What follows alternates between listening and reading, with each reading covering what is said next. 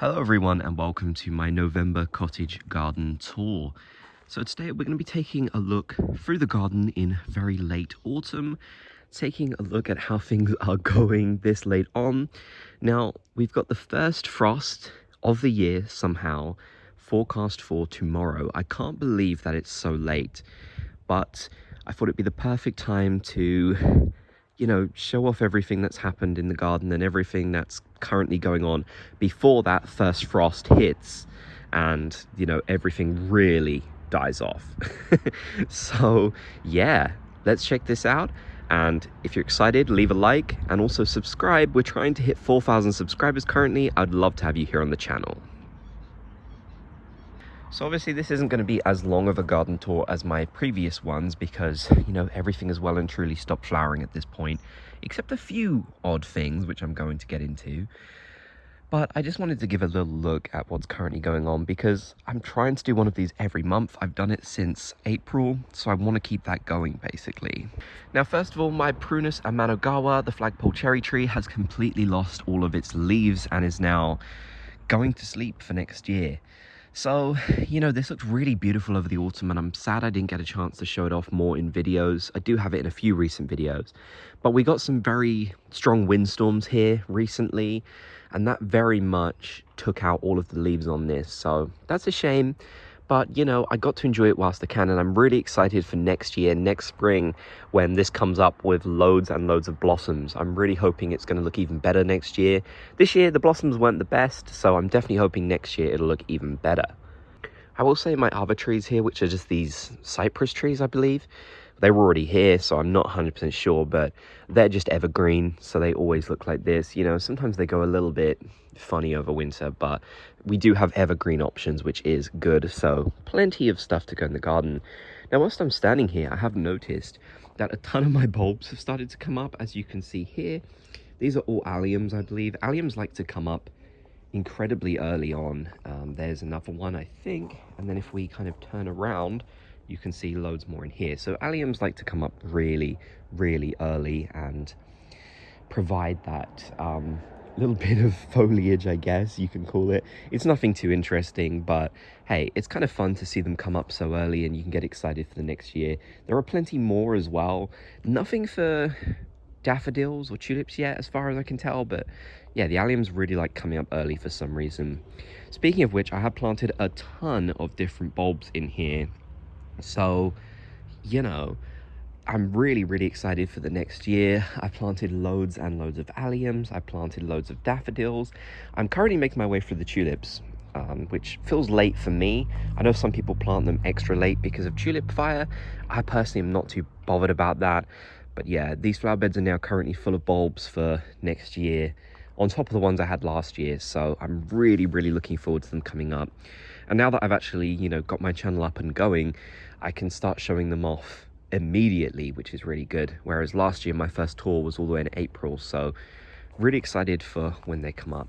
Also, the lawn is full of crocus and snowdrop bulbs, which is something that I made a video on. So you can go back and check that out if you want. But yeah, so many bulbs coming. Most things in the flower beds have just completely, died off now. Even like the verbenas last year, for some reason, they had a lot more flowers on them, which I'm assuming is because they were young plants. Last year, I planted all of the verbenas for the first time. I mean, that was my first full year in the garden, 2024.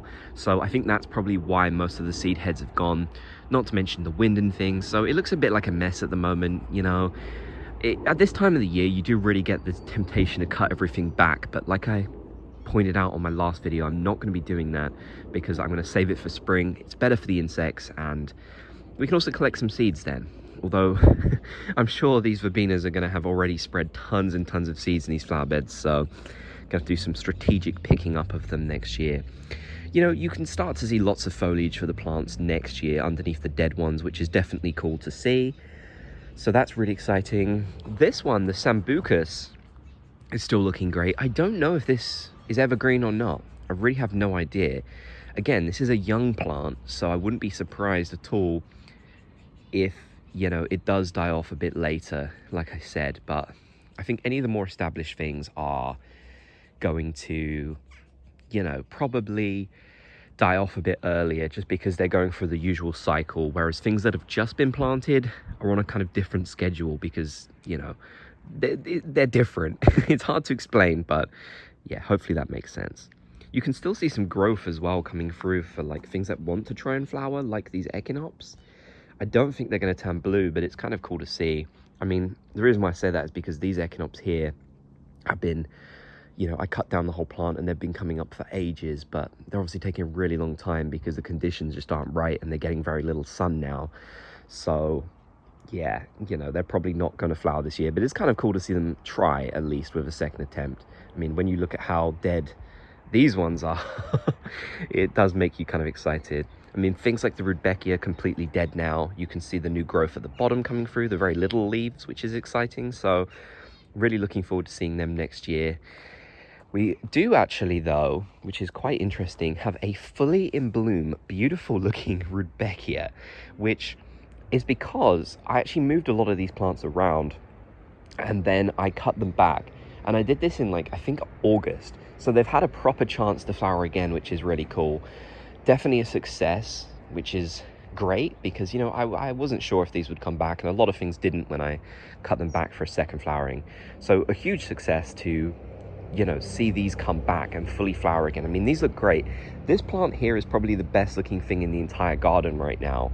I mean, looking at it, you wouldn't be able to tell what time of year it is, you know. So sorry, I wasn't focused there, but so yeah, really happy about this one. I absolutely love it, and I'm glad it got a chance to come back again. My cherry tree is completely dead as well. Now, a lot of people might not know this, but I actually severely cut this back this year. You can see where I did that here, because it was getting very heavy. So the cherries were kind of getting all mushed and destroyed because the branches were too heavy and it was dangling them down and everything. So what I decided to do is just completely cut back all the heavy branches, and I've let lots of sort of side shoots come off, and I think they're doing okay. I don't know if that was the right decision. I mean, it looks very small now, so it might not like actually properly fruit next year given I did that, but I'm not too bothered, to be honest with you. The cherries often get taken by the birds and insects and stuff anyways before I get to harvest them, so it'll, whatever will be, you know. I'm not too concerned.